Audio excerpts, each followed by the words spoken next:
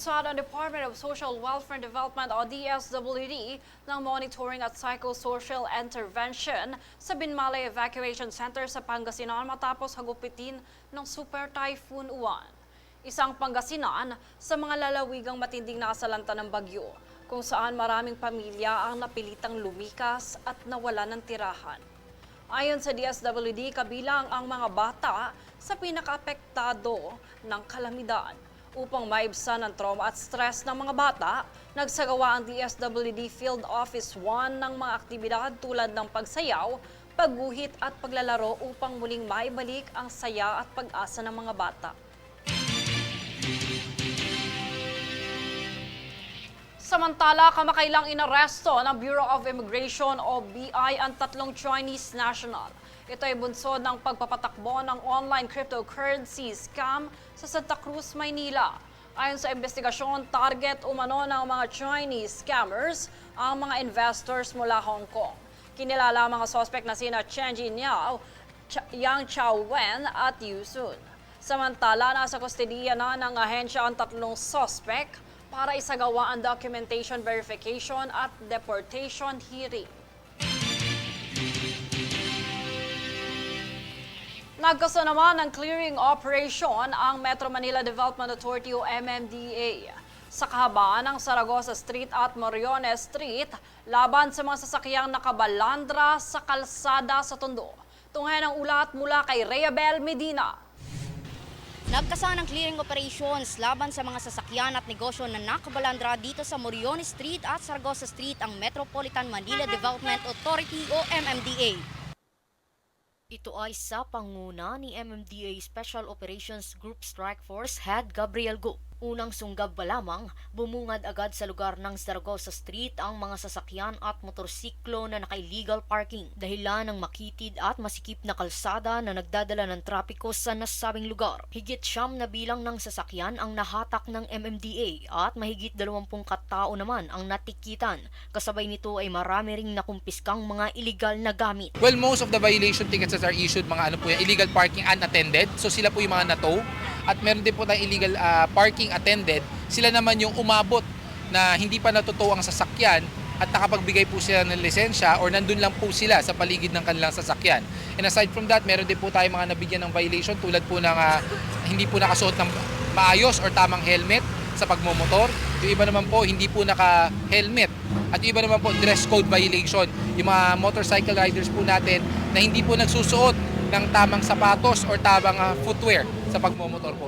Ayon kay Gabriel Go, ang isinagawang operasyon ay hindi lamang nakafocus sa mga complaint area sapagkat ito ay bahagi rin ng paghahanda sa Christmas rush. Matatandaang dati na ikot at nasuyod na rin ito ng MMDA. Ayon kay Go, ang dahilan kung bakit bumalik sa nasabing area ay dahil sa mga pay parking na ipinapatupad ng mga local government unit o LGU. Mahigpit na paalala ni Go, hindi ibig sabihin na may pay parking ay maaari ng paradahan dahil kailangan pa rin sumunod sa mga protocols ng national level. Lalo na ang mga balagbag na pagbalandra ng mga sasakyan sa kalsada, double parking, sidewalk obstructions at pedestrian crossing obstructions. Pang masigurong hindi na mauulit ang mga ganitong pagsuway sa batas, ayon sa MMDA, susubukan nilang magbigay ng specific guidelines na naglalaman ng impormasyon kung saan lamang sila maaaring mag-set up ng kani-kanilang mga negosyo.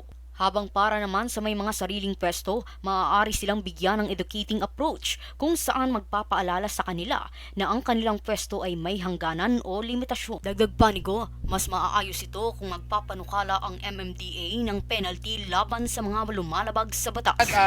Probably, we have to enforce a stricter penalty or bigger penalty dito po sa mga lumalabag tulad po ng pag-revisit ng mga mga permits na binibigay po natin sa mga vendors, sa mga permits na binibigay po natin sa mga negosyo kasi unang-una there's no other way eh. I mean, hanap buhay po 'yan eh. Hindi naman natin pwedeng totally i-ban sila dahil kawawa naman po ang ating mga kababayan. So I believe we have to come up with a win-win solution both in the enforcement, pagbibigay po ng order sa ating lansangan and also providing the needs. Panawagan ni Go, sa mga nais mag-complain, maaaring mag-email sa Presidential Complaint Hotline 8888 at Public Concern Response and Management Unit o PCRMU. Ayon kay Gabriel Go, ang isinagawang operasyon ay bahagi ng Christmas measures upang mabawasan ang mabagal na daloy ng trapiko. Rhea Bel Medina, nag-uulat para sa Golden Nation Network.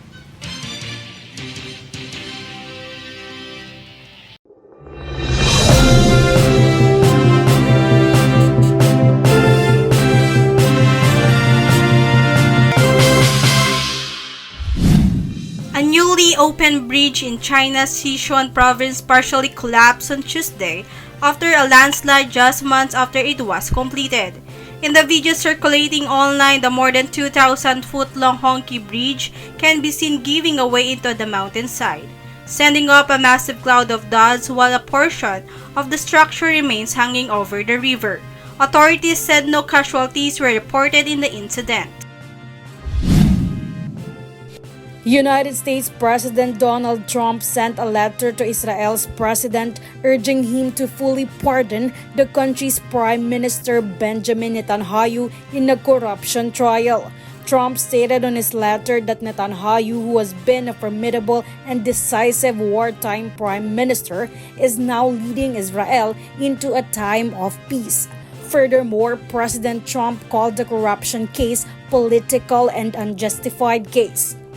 Dozens of Israeli settlers attacked Palestinian property in the West Bank on Tuesday, injuring 4 Palestinians in the villages of Beit Lid and Deir Sharaf and setting vehicles on fire. In response, human rights groups and the United Nations warned that settler violence is occurring in a permissive environment.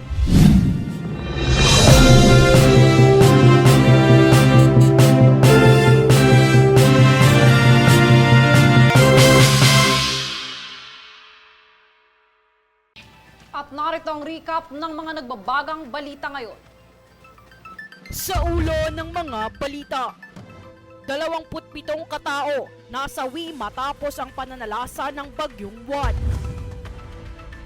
8 panibagong direktang international flights tungong Cebu at Manila ilulunsad bago matapos ang taon. Panukalang tutugon sa classroom shortage, suportado ng mga mambabatas. ICI, magsasagawa ng inspeksyon sa ilang flood control project sa Cebu kaugnay ng epekto ng mga nagdaang bagyo. BI, inaresto ang 3 Chinese national sa online scam sa Maynila. At MMDA, nagkasa ng clearing operation sa Zaragoza Street at Moriones Street sa Tondo, Maynila versus illegal parking. Batas at pantay na balita, komprehensibong ulat para sa pulso ng masa. Ito ang News Force.